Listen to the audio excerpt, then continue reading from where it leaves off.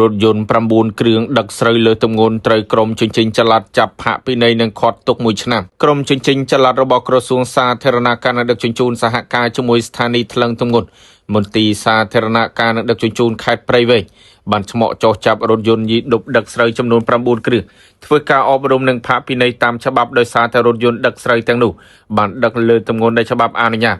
ការចាប់ខត់រថយន្តដឹកស្រូវខាងលើនេះបានធ្វើឡើងការពីវេលាម៉ោង 7 ព្រឹកថ្ងៃទី 12 ខែមីនានៅលើកំណត់ផ្លូវជាតិលេខ 310 ក្នុងភូមិសាស្ត្រឃុំព្រែកក្របៅស្រុកពីមជោខេត្តព្រៃវែងមន្ត្រីជំនាញដែលចូលក្នុងការប្រតិបត្តិការនេះបានឲ្យដឹងថារថយន្តយីដុបដឹកស្រូវដែលត្រូវបានចាប់ខត់ទាំងអស់មានចំនួន 9 គ្រឿងក្នុងនោះក្រោយពីបានថ្លឹងរួចរកឃើញថារថយន្ត 3 គ្រឿងបានដឹកលើទម្ងន់ក្រោមកម្រិត 5% មន្ត្រីជំនាញបានធ្វើការផាកពិន័យជាទឹកប្រាក់ទៅតាមច្បាប់រួចអនុញ្ញាតឲ្យបន្តដំណើរទៅមុខទៀតបានដល់ឡែករថយន្តចំនួន 6 គ្រឿងផ្សេងទៀតបានផ្ទុកទម្ងន់លើកម្រិត